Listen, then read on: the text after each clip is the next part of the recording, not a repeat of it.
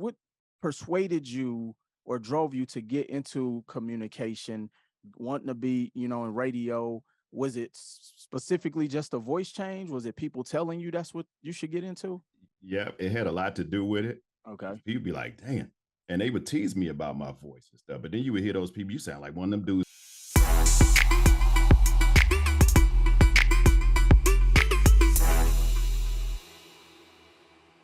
Peace, family. Will Roundtree here on the Full-Time CEO podcast, the shit they don't tell you, where I get to interview influential individuals, entrepreneurs, businessmen, businesswomen, moguls, and legends.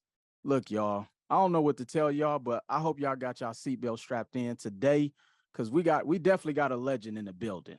Now, a legend can be defined in many different ways. There are many different categories. But if you're breathing, you've probably heard this man's voice before somewhere. Whether you got regular radio, whether you got XM radio, whether you got a television. Look, if you just pick up the telephone, you probably heard my next guest voice. It's an honor definitely to have him on here. But just a little bit about our guest, Cayman Kelly. They said his voice changed at the age of 12.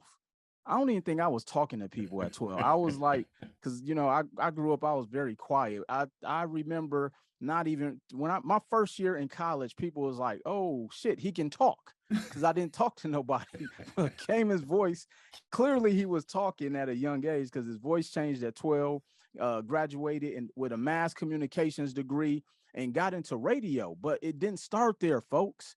He actually went through and climbed the ranks, interned and did all of these things. And he actually, found his voice, pun intended, being an on-air personality. He's done everything from BET to Cartoon Network, TV Land. And most recently, you've probably heard his voice on The Breakfast Club. He's syndicated in several of your favorite markets. Look, I'm talking about no other than the legendary. We can use that title, right? You fine with that title? I'm cool with it, man. The legendary. What's funny? Like every time you say Right. something, I'll be like, I'm gonna ask him a question about that. And then you said, legendary can be defined so many different ways. And I said, okay, he got it now. The real talk. A lot of time when you nail somebody with legend, they always think old. That is true. You know Well, what I mean? that's only black people. Only black people do that. So we talking to the legendary Cayman Kelly, who is on Heart and Soul XM radio. So make sure y'all go and tune in Monday through Saturday from 12 to 6 p.m. and check out my good brother. But man, it's a pleasure to have you on here, Cayman. Hey man, it's a pleasure to be here, brother. We family. Actually, real family, we found out. Right. We actually found out we're probably distant cousins. Right. The round trees. It's round trees. It's interesting, man. So no, I always just appreciate you came in, because, since day one, when you reached out to me, it's been nothing but a real kindred friendship. You'll reach out to me just to check on me, likewise, I'll check on you. But more importantly, before we get into all of that, who is Cayman Kelly? I always like to ask that question, because I think that a lot of times nobody really asks us who we are. Yeah, and I'm always curious to see how individuals perceive themselves. Yeah, this is true, man. And this is a question that I ponder, because one of the biggest things that I think we go wrong as individuals, especially men, we identify ourselves by what we do, by career, by work. But outside of being a radio personality and a voiceover artist, I'm a father of 3. I'm a husband that's been married for 20 years. You know what I mean? And I'm one who strives to help other folks. I just like the business of people. I love people, man. And that's who I define myself as being. That's my purpose, being blessed to bless somebody else is the whole purpose for me. Definitely. And so with that being said, I really appreciate how you say, as men, we identify ourselves a lot of times by titles. Mm-hmm. Like I often say, when people ask you, oh, what do you do for a living? It's them sizing you up. Yeah. And this is often on the airplane. Like, this is why when I travel, I put my headphones on. I got my shades, a hood, a blanket, a scarf. Don't ask me what I do. But again, that's how men try to identify with each other is like, so what do you Hmm. do for a living? Yep. As opposed to saying, hey, how are you? We don't even ask those questions no more. And this is why often too, when I'm reaching out to people who I call my top 10 friends or top 5 or top 8, some of my questions I'm always asking is how are you feeling? Yeah. How are you doing mentally? And that reminds me of what you just said, is that you're a people of people. Where do you think that came from? What did it come from? I know a lot of us have roots from the South, Oh and yeah. that's where a lot of that derives from. Where do you think that came Absolutely. from, by just developing that knack for wanting to really be immersed in just loving on people, for a lack of Yeah. better words? I think it's my parents and my upbringing, because my mother taught school in the hood. You Okay. know what I mean? And just to seeing how she maneuvered, she used to bring kids to our house, and we were mentors, because those kids looked up to my sister and I growing up, and some of them are still around, and they like probably close to 40 years old now. Mm, And they still hang around. And my mother could drive through the hood where they was standing on the corner selling drugs and everything. They Miss Kelly, and she waving out the window at them. right. You know what I mean? So That seeing respect. her in the way that she served, she bought more than what was needed. Like even to this day, I'm a grown man. And she'd be like, "You got some eggs? You got some potatoes?" Like, I'm good, mom, I'm good. But Right. she comes from that place. So, and I think just watching her maneuver, my father's a pastor. So just the way that he treats people and he sacrifices himself, to give to others. So just seeing that growing up, I think I got a bite off of that. And it's things that he told me growing up, that I still remember. Because just like you, I was shy, man. I barely talked to anybody. I just Yeah, like being by myself. I'm still like definitely. that in a way. Hmm. I don't like small groups of people. I do better on a stage with a large Me group of too. people I'm the because exact there's same no way, man. intimacy. The intimate part is a killer for me, but I learned how to deal with that over the years. But my dad used to always say, he said, "Man, somebody had to help you. You got to give that back." Right. Because being on the radio, if somebody came in the studio, man, I'd be waiting till the songs finished till they left before I said something on the radio. Mm, And like early on FM radio, we had a clock, so we had positions where we had to talk. So if you talk 5 minutes after the hour, then you might have to talk again 25 minutes after the hour, and you got to follow that clock. But if somebody was in there, oh man, I was playing another song, bro. I ain't like talking around people. wow. And that's interesting, because ironically you do what you do. And Right. people who know me from back in the day, they like, well, how in the hell do you get on stage and talk in front of thousands of people? And 5 years ago, you wouldn't say hi in a room of one person. Right. You know You know what, what I'm man? And saying? and that's actually a gift Mm, for somebody to be able to stand in front of a crowd and do public right. speaking. Because even I shoot, as long as I do it, I'm nervous still. Yeah, But I'm gonna tell you this, because a lot of people say the same thing to me. But you got to think about a person that's on the radio. 9 times out of 10, I'm by myself anyway. very true. I'm sitting in the studio all day alone, but I'm just imagining. It's like you borderline half crazy for real, because I'm just imagining people that's there and I'm talking to them, but they don't exist really. Right, right. Yeah, no, it really is a skill set. And Hmm. another skill set that I've learned too, just as you touched on from the upbringing from your parents, is learning how to deal with people. Yeah, I often say, and especially, being an entrepreneur and a businessman myself, you really have to learn you really have to learn mastering the art of dealing with people, yeah, because you that's what do. this world is consisted of. And Hmm. when you can learn that art form, you have to learn how to deal with different personalities, deal with, people who may, come at you illogically, like deal with all types of an array of different things, from high to low, good to bad.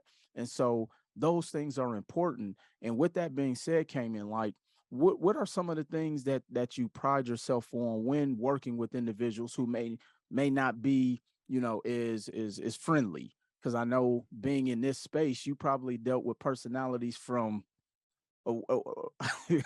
let's just say, probably Hey, some very bro, interesting personalities, I could especially tell being you in the some, entertainment industry. I could tell you some stories for the whole hour at least. But when you said that, it was one story in particular that came to mind, and this just happened recently. It wasn't like, verbally. This guy sent me a message. I forget the word that he used, but basically he was saying, "I hate you on the radio. Wow. I hate the way your voice sound. I know it's fake and blah blah blah blah blah blah blah." Blah. He goes on and on, right? So of course, we get on the defensive as individuals. But here's my thing. I'm gonna say this real quick, and then I get back to my point of what he did. So a lot of times, man, I don't know what it is about human nature, but we tend to focus on negativity the most. You can have a million people that say, "Man, I love you, Will Roundtree. We love you." That one person that say, "Man, you fake. I hate you." You'll focus your most attention to that On that. person Yeah. for some reason instead of looking at the positive. Like, man, I got a million people that love me. This is one person out of a million. So this guy, like, immediately, I got mad. Right? I was like, "Who this dude think he talking to?" Right. But after I sat for a while, I brought it down and I responded to him. I said, you have choices of things that you can listen to. I'm glad that you enjoy the music. I said, but I can't change who I am. This is who I am. This is the real me. And his response, I disarmed him because Yeah. I went at him like that. So he said, like he apologized for the way that he came at me. So it's just learning how to be diplomatic in situations, and I learned that from my father early on because this lady at church, I used to feel like she had it out for me, boy.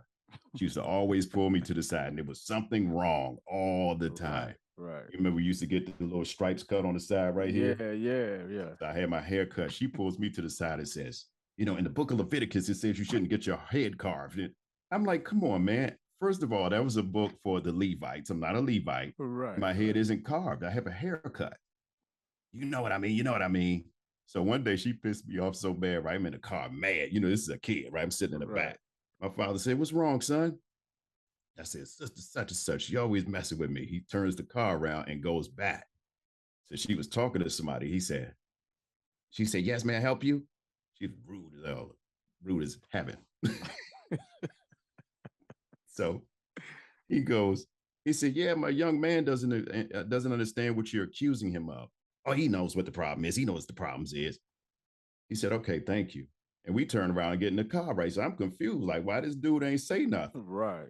So I said, "What was that?" When we got in the car, he said, "Son, sometimes you have to learn how to play politics with people. Mm. Everybody's personalities aren't the same." He said, "So when you play politics, you just let them feel like they have the upper hand. You know the truth within you. You don't accept everything that everybody gives, but it's not worth the argument sometimes." Right.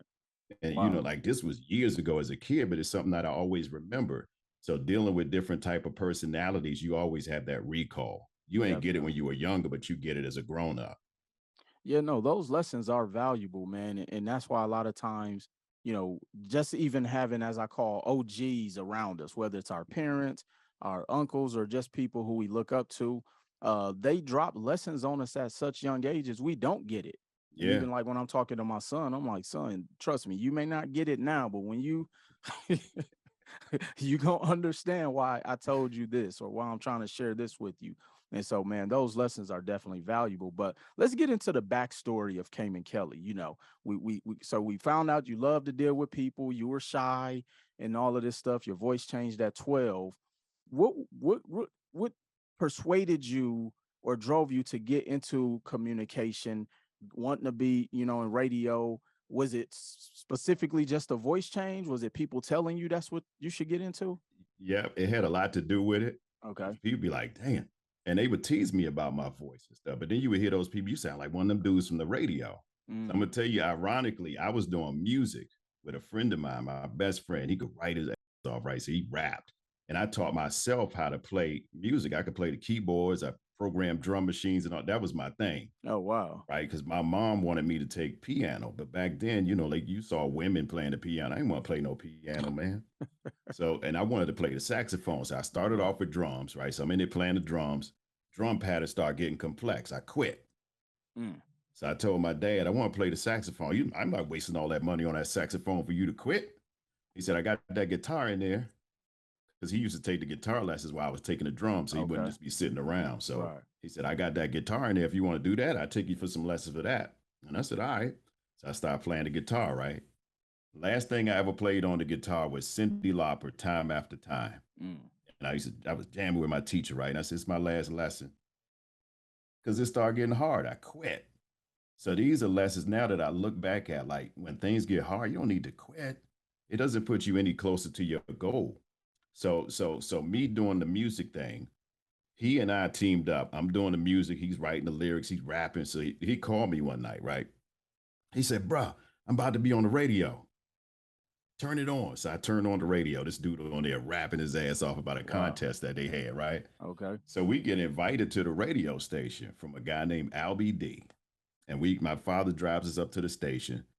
And the program, but the production director, he said, how old are you again? And I was 15 at the time. I said, I'm 15. He said, man, your voice is incredible. He said, read this for me. So he hands me this script and I read it.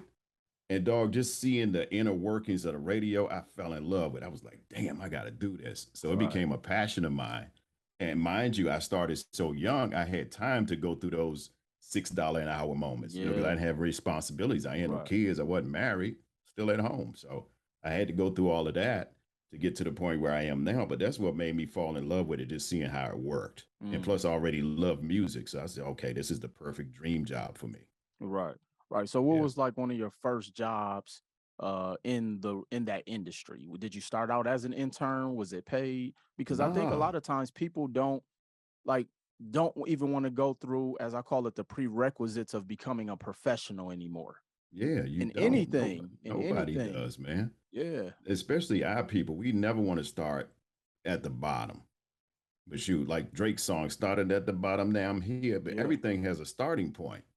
It's important to start. That's the key. Like if you never start, you don't get closer to the At goal. all. At all. Period. So my whole start, man, just like I said, we went to visit the radio station. Then he started inviting us up every week. So we record stuff about football games or whatever was going on, the contest that was on the radio. We were doing it in the studio. So, I'm seeing this, but we wasn't getting paid for that. Mm. Everybody in high school thought I was getting paid. It was like, oh, dude. I was still quiet. I didn't talk to anybody about it.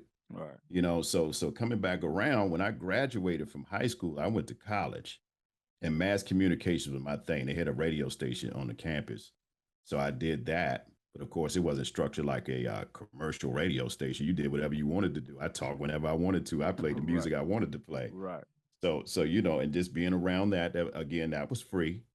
And I'm gonna tell you, man, it was so ironic that I kept contact with the receptionist all of those years, Okay. and I called her, and I said I was looking for a job. Nobody responded to me. So it's not always the degree. That network is so important, It bro. really is. It is so important. It's not about what you know, it's about who you know. Relationship building. Essentially, it's relationships. So me talking to her, she said, we going to a job fair tomorrow. Meet us at the station and ride with us. We leaving at blah blah. See if they said they left at 9:30. Bro, I got to the parking lot at 8:30. And I don't see the truck out there. They gone. Right. So I was like, damn, are they gone? I'm sitting there like maybe they went to get some gas. At 9:30 rolls around. I'm still sitting in the car. 9:45. So I was like, damn, they must have left already. And this was 94. Okay. So, cell phones wasn't really a thing Not at then. all. I couldn't afford no cell phones. So we go to I went to the building because LBD again, full circle, started in 10th grade, now graduated college. Mm. He's on the air. So I walk in front of the building and pick up the phone, call security. He buzzes me up. I go up and talk to him. He said, man, I don't really have a job to give you, but he said, I could certainly use some help on my show. You won't get paid, but it's a good way to get your foot back in the door. So I said, okay, I'll take it. So I come up every day. I answered his phones, wrote down the request. Sometimes he would crack the mic and let me talk on it. And lo and behold, the program director started questioning, who is he? Mind you, I couldn't intern anymore because I had graduated from college. Right. So I was just volunteering my time. And then I ain't had no money. And these were the days when I wasn't homeless living in a car like you, but I'm damn near close to it.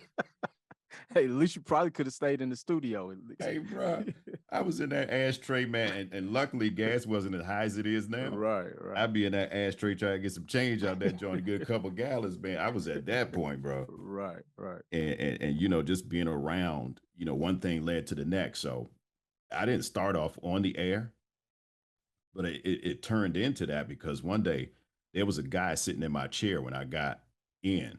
I started teaching school, by the way, to Okay. supplement my income. So I took a substitute job, because that way I could control my schedule. I was getting paid about $65 a day when I decided to go. But some days I'd be like, nah, I can't make it today because I was going to the station, right? That was my Absolutely. passion. That That was was your my passion. dream. So when I get there one day, it was another dude that was sitting in my chair. So I was like, damn, who is this dude? So I sat down in another chair across the room. He was an intern. So I'm like, damn. And I hear the intern coordinator come in and tell him something. He said, look, man, he was trying to whisper, but his voice was deep, so I could hear. He couldn't whisper. And he told him that it was another job opportunity and promotion. He said, I suggest you just go drop your name in the hat. Mind you, I could already tell that this dude was quiet. Game recognized game. Right. And by then, I had started coming out my shell because I realized I ain't gonna eat if I don't say nothing. Mm. When he got up, I got up. I went back there too. And they said, we're going to do a street hit tomorrow. So I met them at the station and I rode with it. We went to a mall. Dog, I was in everybody's car. How y'all doing today? I'm passing out stuff. So they seeing this, right? I know I got to show out because I Right. want this job.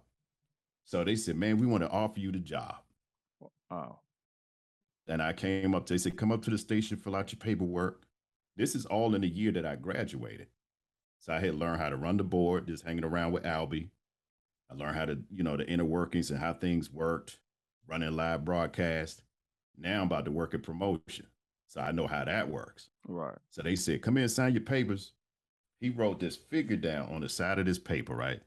And he hands it to me. And I looked at it and I said, what's that for?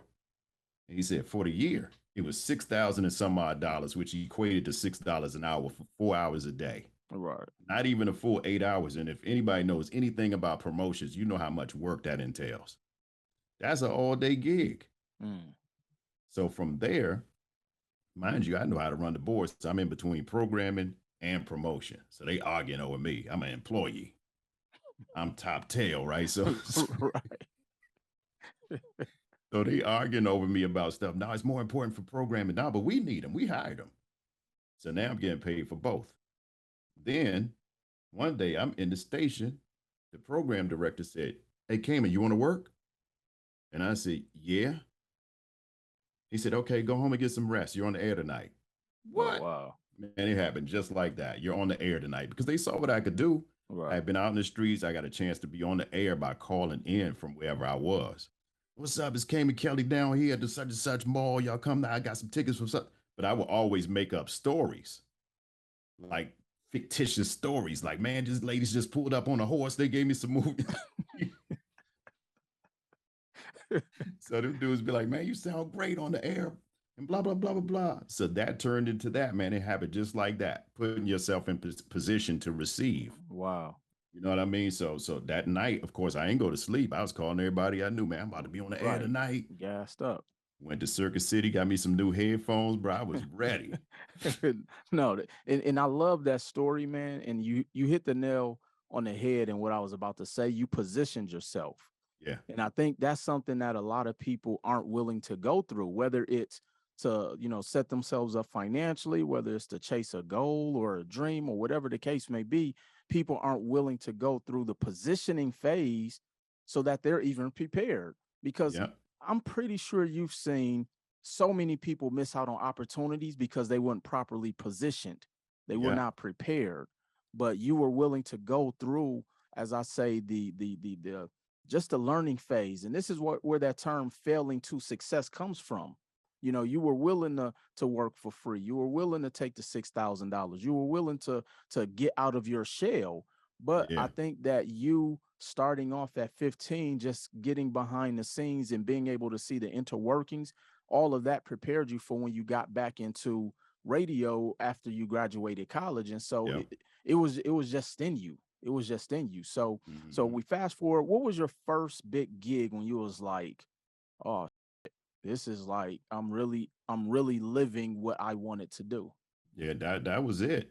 Oh Just being on wow. the air. That was because that was my goal to be on the air. And I'm gonna tell you something funny that happened full circle. I'm quite sure we'll get to this later in the conversation. But when I first the receptionist, she set up a meeting for me with the program director. His name was Jay Stevens, right? So I go in, Jay busy, and he meet with me. He don't even know me.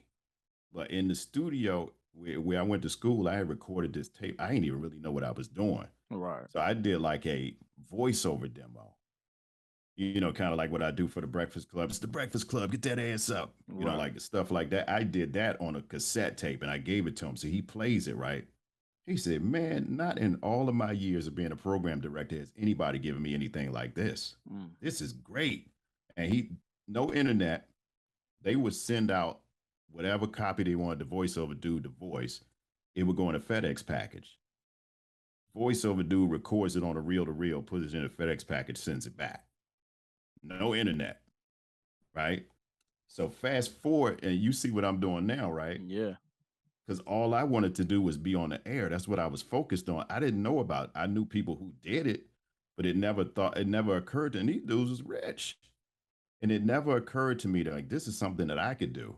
But all of that struggle and seeing the things, it prepared me. Again, struggle creates so much strength It because I look does. back at these days. This is some of the best days of my life, man. Even though I Hmm. wasn't getting paid for it, I had some damn fun Yeah. in learning. Yeah. So here I am. Fast forward, this same dude that I used to watch do voiceovers. He used to always say, "Man, you need to do something with your pipes." He was always on the air. He talked like that. You need to be doing something with your pipes. I said, "What I need to do? First of all, you need to get with an agency." That's all he would ever tell me. He didn't offer me any advice because it's so competitive. Number one. Mm. So for years and years, I just kind of let it slip by. Didn't even think about it. And then they got some competition. This station was huge. It was on fire. They didn't have competition. Radio One pops on the scene. They created competition. So when they created, people are reactionary. So they, oh my Very. God, I got Very. to do something. So they come and knock on my door and ask me to be the voice of the station. Wow. So I come in. He was like, get some rest. Come in tomorrow. Come in the studio. So they was trying to coach me on how to be the voice, but I wasn't ready yet. I didn't know anything about it. And they said, no, no, no. Say it like this. Grab your and say it like this, right? It was like, he's not quite ready. He's not quite ready yet. So never thought about it ever again until I started really focusing on it. I was like, damn, I got to do that. But I'm going to tell you how it happened. I get a job at BET.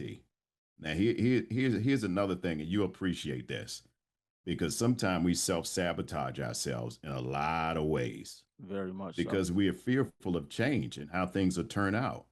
So we get into this comfort zone and we're willing to just stay there and sacrifice everything else. So I'm at this radio station, right? Had already left where I started. That's one of the lessons I learned. You can't stay where you start because they already knew what I was. If I take $6 an hour, they already know. Yeah. They're gonna Six. keep Yeah. abusing that. Yep. You know what I mean? So here's a guy that goes from promotion. I'm on the air. I'm still making the same $6 an hour. I go to a review, and this guy says, he said, man, everybody around here loves you. You're a great guy. He said, but your follow up is weak. And I said, what you mean by that? He said, you've been on the air doing overnights for what, 2 months now? Never once have you come to me and pitched to me that you wanted to gig full time. Oh wow. My thought process was, if I do a good job, you're going to come and offer it to me. He said, no, it doesn't work like that. If you don't speak up for yourself, we roll right over you. And I was like, damn. So from that point on, bro, I start turning up because it's one of them things, just like Rich Dad, Poor Dad. I know you read the book. Absolutely. That dude said, you accepted it. I gave you a couple pennies, but you were the one who accepted it. Mm-hmm. So we never speak up for ourselves. They just think you're satisfied with the way that you're living. So from that point on and learning that lesson, I turned up and I learned how to speak up for myself. I had to do it. I got fired in that same year.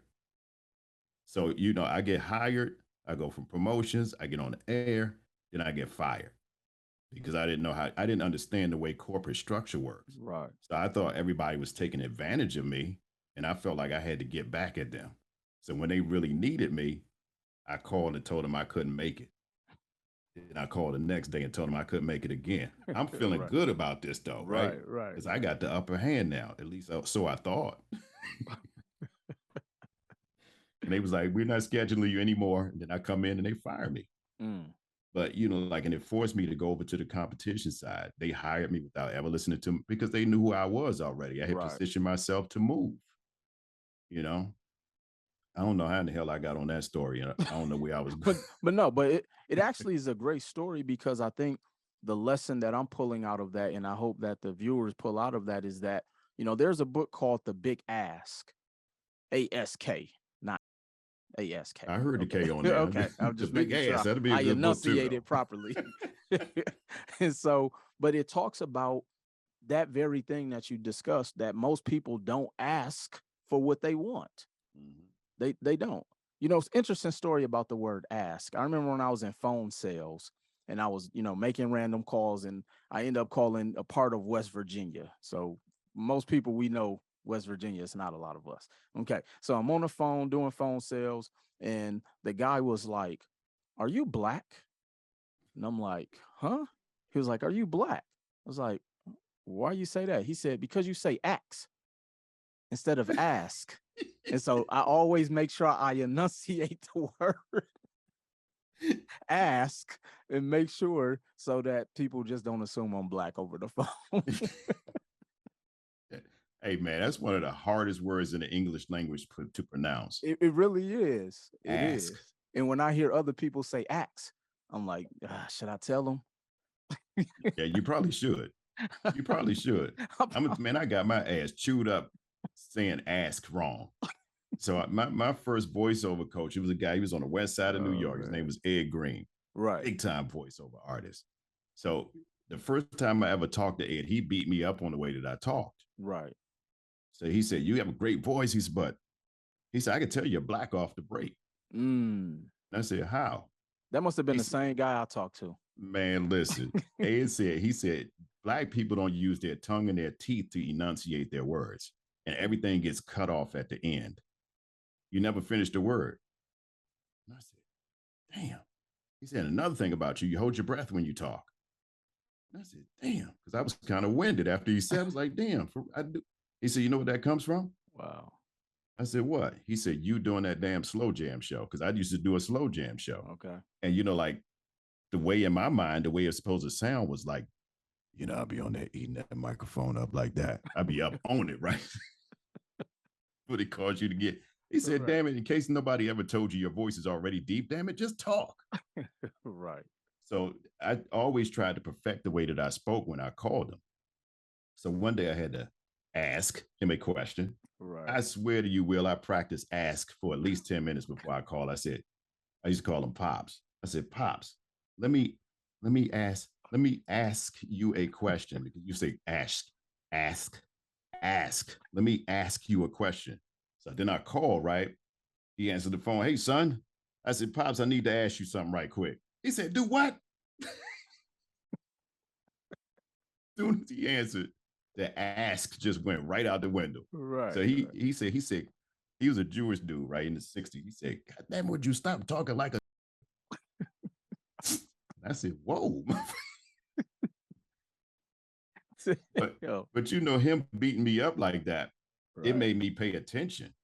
It made me pay attention to what I needed to do, because a lot of time we think we can do things, but we need people to guide That is us. that is very true. Yeah. Yeah, no, that's true. And so ever since then, I try to make sure I pronounce ask the right way. And so in the book, The Big Ask, it talks about you have to ask for what you want. Yeah. And we don't do that. Like, it's interesting because as children, that's when we are our most ambitious. Hmm. But it just seems like as we become adults, we just become the scariest, most non wanting anything in life individuals. And I'm like, I don't want to continue to live like that. And I remember when I reached out to you and I was like, Kami, I need you to help me get on some bigger networks. Yeah. Because because like you mentioned, a lot of times we assume that that person is like, oh, he good, she good, Hmm. because that's not at the top of our mind. So if somebody can ask me for $100, I may tell them no, but at least they asked for Right. It's a request. it's a request. But I'm going to point them in the direction on how to get the 100. So speaking of that, Cayman Kelly, you use your platform to push financial literacy. You talk about health, like all of these different things. And that's one of the many things that I've always appreciated about you, because I don't think enough people really do that. And so what made you want to go in that route and really utilize your platform, use your voice, and really promote that to the culture, to the people, and to your audience? The biggest thing is, and it goes back to the beginning of the conversation, it's all about being a people person. Correct. Because everybody doesn't live the same life that I live. Everybody has their own individual lives, but we still have things in common with one another. So, in the way that I execute, I don't ever want to be sorry for what came out of my mouth. Mm, So I ride right here. I may have my opinions about things, but just because, and I'm going to give you an example of what I mean. So one day I go on the air and I'm talking about this story about how minimum wage could go up to $15 an hour, but businesses would suffer a result of it. Businesses would suffer as a result of it. And they said, like if somebody was washing dishes, they got to get rid of the dishwashers. This was Red Robin that said this. mm, They would get rid of the dishwashers. The waitresses would have to bust the tables. So, it would change the whole dynamic of business for certain industries. correct. And I mentioned it. I heard this on Fox Business. This lady sends me a message. I listen to you every day. I would have never thought you would watch Fox. Oh, wow. I said Fox Business, number one. I know black folk don't like Fox News. I Big said difference. Fox Business, but like the perception. Hmm. Before I could respond, she had blocked me. Wow. That's how people feel about their stuff. Yeah. They're passionate about what they believe in. You know what I mean? So my point is, when you think about that kind of passion, and I try to stay neutral when it comes to politics or anything of that nature. Very much so. Everybody in the artist realm that we play, everybody got something with them, but I don't know every person that I play. So there's not a story about them every day. Because I was given the example that we should execute like an Entertainment Tonight. It's not the same thing. Entertainment Tonight is broad. They talk about a lot of different things. There's actors, there's actresses. So in that, I learned how to use my own life to talk about stuff. That's how you connect with people the best, if you share your own personal life. And that was one of the things that I struggled with in the very beginning because I'm private. I didn't want to go talk about, stuff that happened in my house. And I don't have to, Right. but there's enough things that I live. Like the other morning, I was out walking, I was walking the dog. My neighbor was walking their dog, and we started talking about sleep patterns. So now I could give you the same information that I gave her or vice versa. We talked about a breathing technique called the 478. If you wake up in the middle of the night, you should do that. You breathe in for the count of 4. You exhale on 7. Then 8, it slows down your heart rate. It calms you down. So, and I'm always reading stuff like this. I'm always watching the news. I look at late night television to see how they execute. So Mm, just studying the way people do it. And I said, I don't want to be the one that talks about everybody else's drama all the time. And plus, if you hear that Kim Kardashian is pregnant, you don't give a damn. We done not heard this really. story 80 times. Who cares? Literally. So I said, let's use this to talk about something that can help some lives. It Right. goes back to being a people person. And plus, just because I know it doesn't mean you know it. Same thing with you. You talk about credit. I learned so much stuff from just hearing you talk about credit. I knew credit was supposed to be good. You see my credit, it's immaculate. Yeah. But I ain't know what I was supposed to do with it. I just know it's supposed to be like that. Right. So just learning the strategies from you. It's another thing. We one in the same, man, when it comes to that. And I said, let me give people some information that they can actually use and better their lives. Because when we stop what we're doing, we ain't gonna always be at the top of the game. Very true. When I pass away, normally you give people about a threshold of 2 weeks, they forget all about you. They on to the next dude. They loving the next dude. So what kind of impact did I have from the life that I live and the information that I gave? That's what keeps our legacy going. At this point in the game, man, it's all about legacy. So that's why I feel like I owe it to an audience. If you take the time to listen to me, let me give you something that you could walk away with. Mm, Same thing with doing an interview. Those are just people, man. Celebrities are just people, but we hold them up so high on a pedestal, it changes who they are. But really, if you strip them down, they just like me and you. yeah. So if I say, if I'm interviewing somebody, I'd be like, man, do you cook? Tell me about Christmas, man. What Christmas like in your house? I'm Right. making them a person. So when people Normalizing it. walk away, they like, oh damn, man, I like this dude even more. Right. Because I mean, you think about it. Most people don't want to meet their favorite celebrity because they feel like they're going to be disappointed. Hmm. And it happens in a lot of instances. Yeah, You know, no, and that's true, man. And utilizing our platform to normalize being human.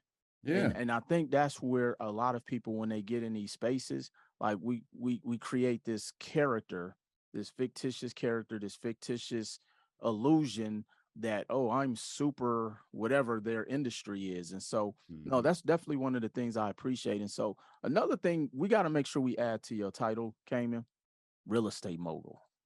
I'm speaking it into existence. We gonna add that to the resume, to the Hey, put bio it on pretty there. Put it to the on there. resume soon, man. And so you made mention of, listening to me, being able to, really learn some jewels and kind of taking it to the next level. Why is it that you think in these spaces from, the entertainment industry and all of that, that this information is not kind of thrusted into our communities? Because we have people who have voices, and yeah, we may hear a bar in a song, we may hear somebody say, oh, use the word financial literacy, but are people really executing to provide a solution for people? It's one thing to hear people say, oh yeah, I support this organization, but are they really Hmm. providing solutions? And that's one of the things that I love what you do, is like, you'll bring me on or bring other people on and like, look, hey, this is somebody who I value their information. Let me Hmm. give you guys a solution for things that not only that I'm practicing in my life, but I'm sure that you guys could utilize as well. Why do you think more people aren't providing the solution as opposed to just making it a hashtag or a cool line in a song? I don't know. I don't have the answer to that. I can only speak on my behalf. Correct. But just watching the way that people work, and I could use an example of an intern that came to me years ago, and she said, "I'm going to end my intern now, my internship." And I said, "Oh, okay, that's cool." And I said, "But why would you do that?" She said, "I'm not really learning anything around here." I said, "Really? Okay." So we lose sight of the fact that we can create our own spaces and opportunities. So I said, "Didn't you learn how to use the program that we broadcast from?"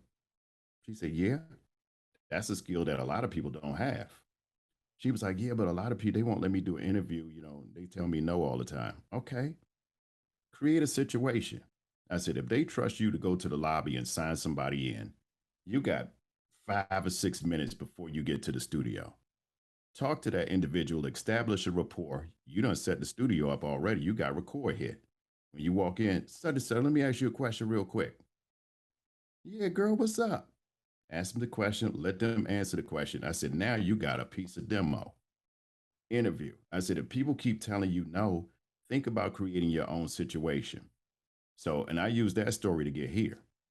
So, in what I do, somebody else controls it. I don't want anybody but music artists on the air. You know what I'm saying? Because we play music. Right. So there's no space for you to be interviewing people about such and such and such and such. But all of this stuff that we got now, the resources, you tell me no, but I got another outlet that I could use. Very true. You know what I'm saying? So I can go on the air. I could talk about the things that I'm gonna do on Instagram tonight. You know what I mean? I created a space for myself because I always wanted to do more than just music artists because I can. You know what I mean? But I just don't, they're not allowing me the opportunity to grow on that side. I don't do a talk show. I'm playing music, so they don't want it clouded. So if you control that part, I'll control this part. Right. And I think that's what happens in a lot of instances, a lot of politics in each industry that we deal with. So, if we don't see it for you, we don't understand, we don't know who that is. It's not about the introduction, it's more so about the influence. If you take a guy like me that's been doing this all my life and you want to offer me $6 an hour, but you go grab a celebrity and pay him $1 million, and because I'm there, I got to put his show together. Yeah. But you gave him all the money instead of taking the time to cultivate me and turn me into a celebrity. See where that goes wrong? And Janelle Monet put out this album called Dirty Computer. And every last one of them songs basically talk about, how we live in a country that strips us of our independence. If you don't do it one way, you don't fit. It's never going to work. But if you think about the most successful people, they're all unconventional. Very. Jay-Z ain't sitting in nobody's classroom. He's a billionaire. They wouldn't give him a record deal. They said, you too old. He created his Created own his way. own. Yep. You know what I'm saying? You could look at people throughout history. Bill Gates was a dropout. there's a lot of people that's unconventional that win. So it's not one way of thinking. Same thing with me, man. I said, okay, I create my own space. So I went to BET years ago. I went to do radio when XM satellite radio started. My attorney gave me that job, and that's what I was getting at earlier when I talked about self-sabotagement. Right. She calls me and she said, I got an interview for you to go on. When can you go? I said, well, I'm busy this week, so probably like late next week, I guess. She said, all right, I'll tell them you be there tomorrow. She knew I was lying. I was scared.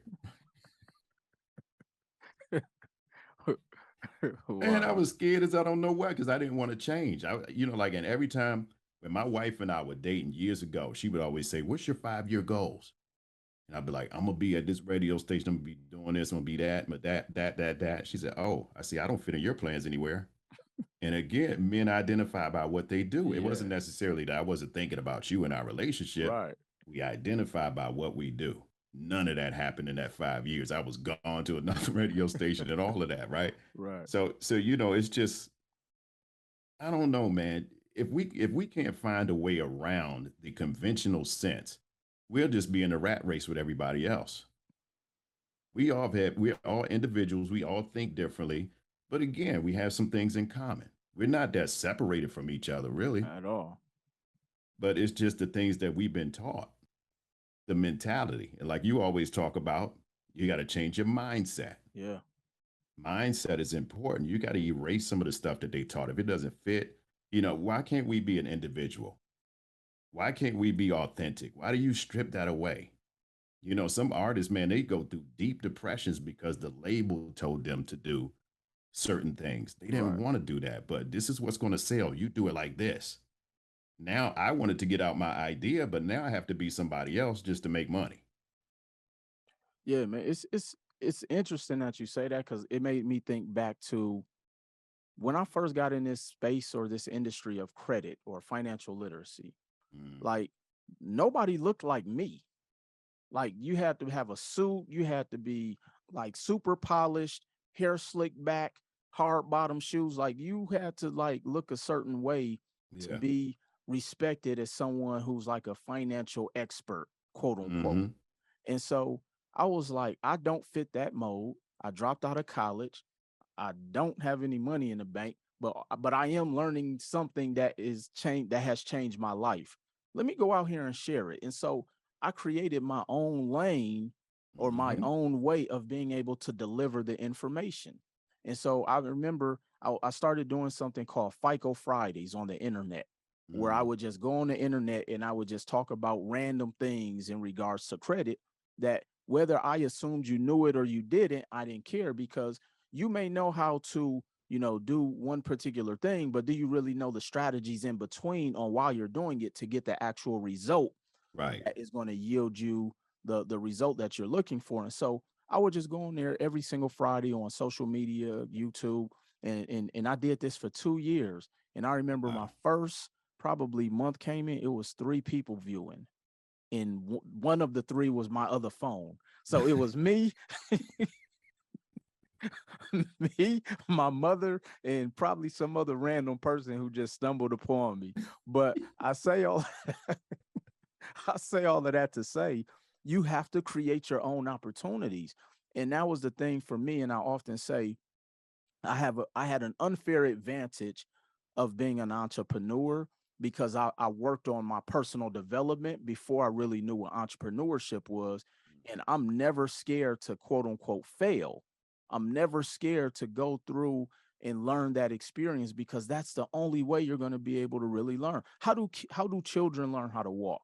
They have to fall down because then they tell themselves, I don't want to do that again. Let Right. me Yeah. learn how to actually stride and walk and coordinate my feet. And so that's so important that we go through these things. But as you mentioned, we self sabotage ourselves because we're scared.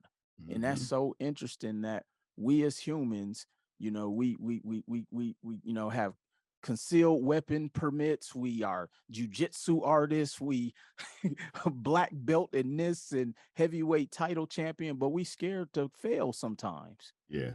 it's Yeah. very interesting as humans. Yeah. I mean, it really is, man, because anything that you do, you're going to fail somewhere along the line. But do we treat it as failure?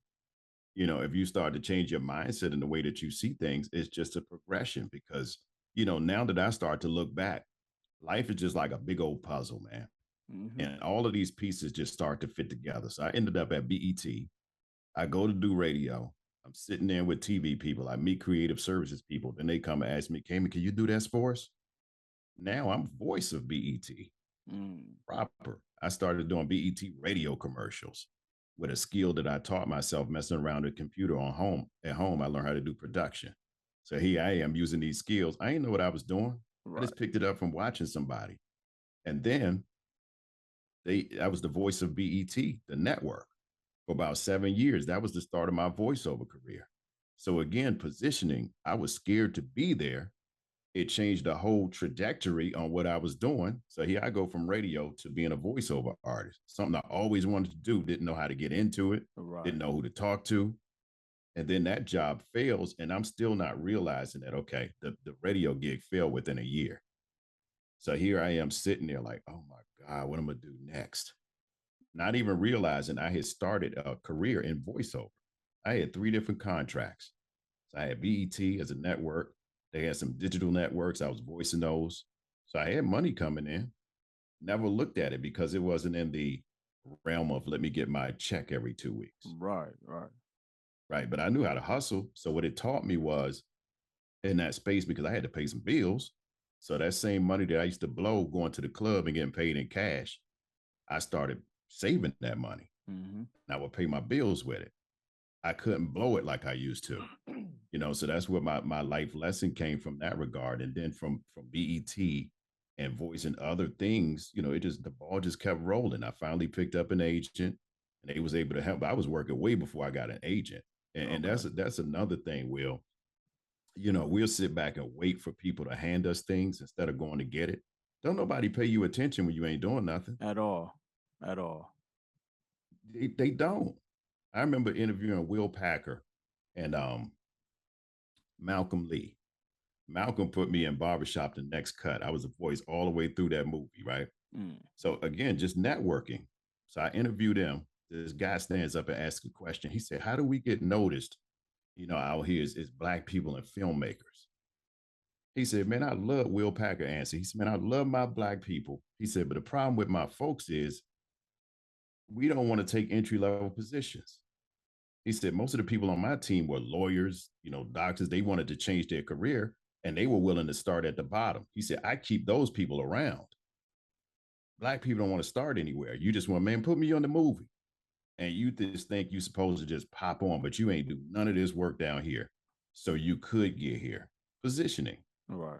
So this dude had a whole thing that he had done on the internet.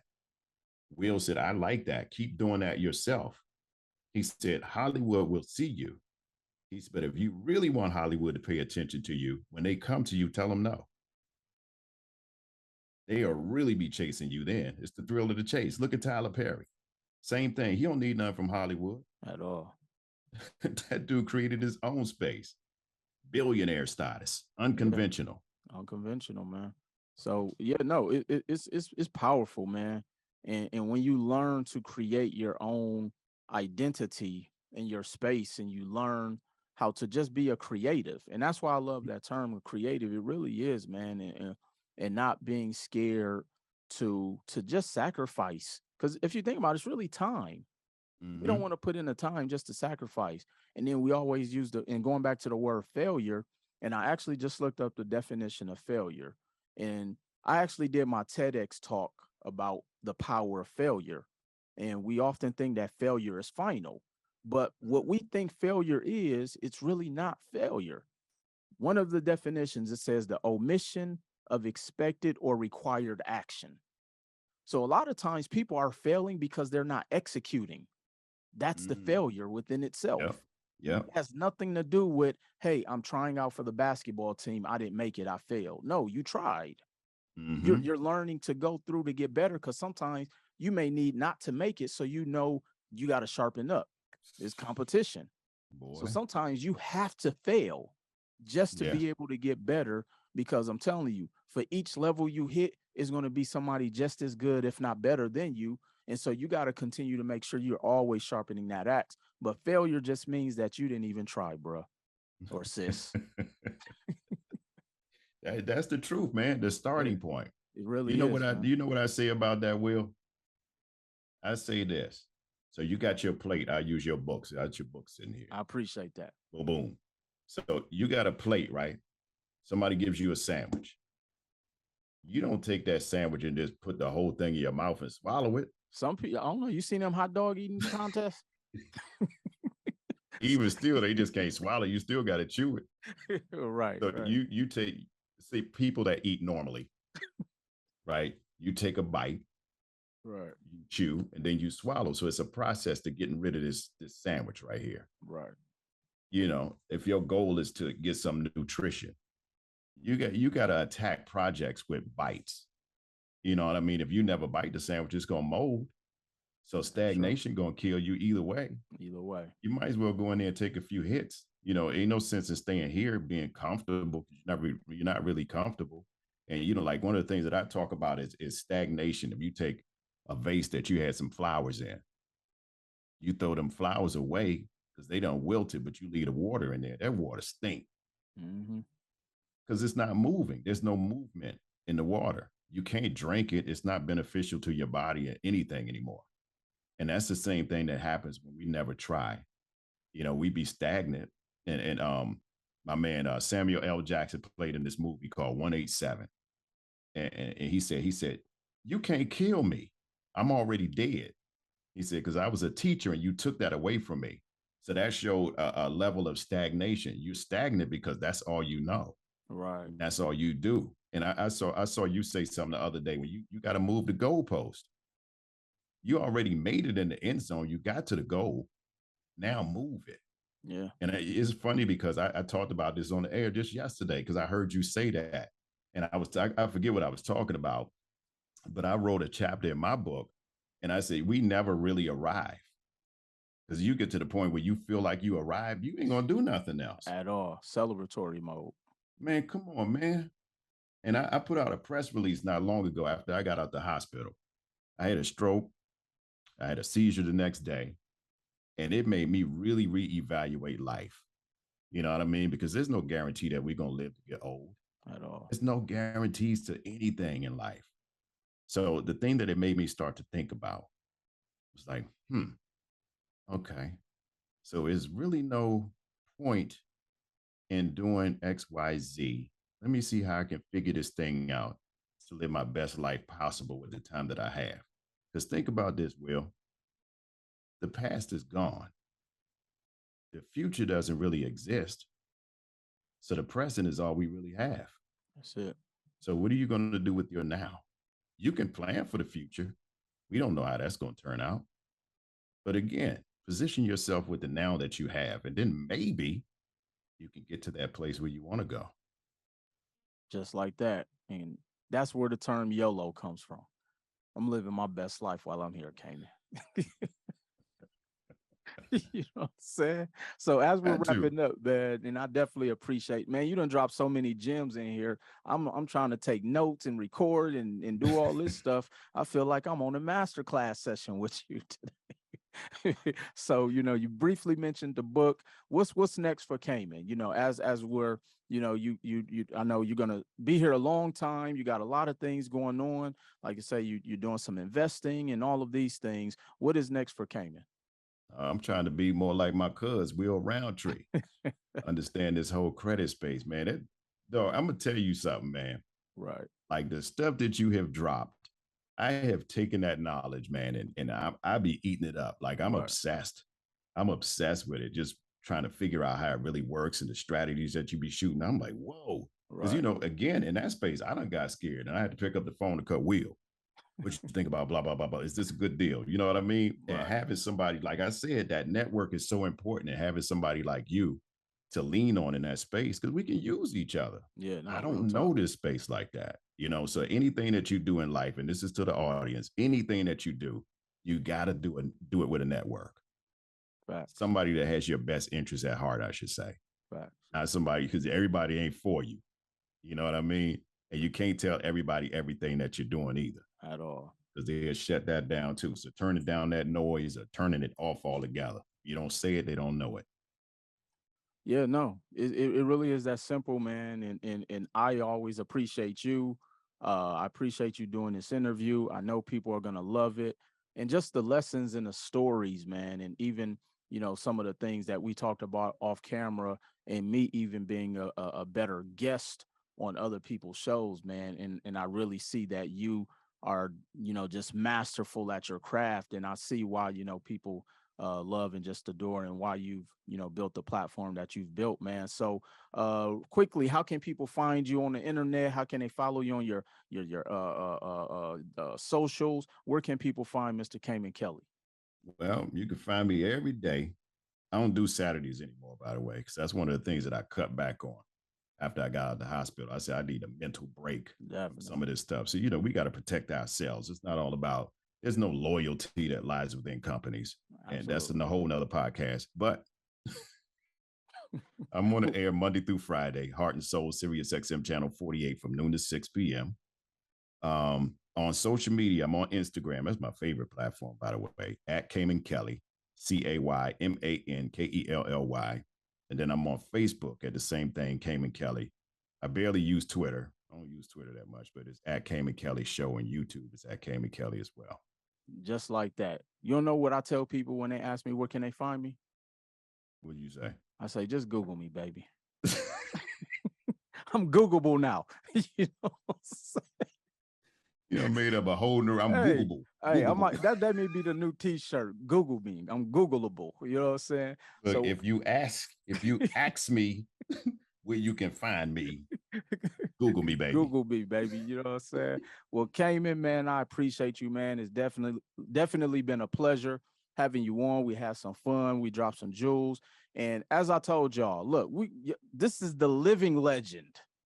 Whatever definition of legend you want to use, make sure y'all go follow my brother. Make sure you go support him on XM Heart and Soul. And he be shouting your boy out. My family be calling me. They think I'm famous now, so they asking for even more money. But nevertheless, I appreciate Cayman coming on. Make sure y'all like, follow, comment, share. And until then, I'll see y'all on the other side. Peace.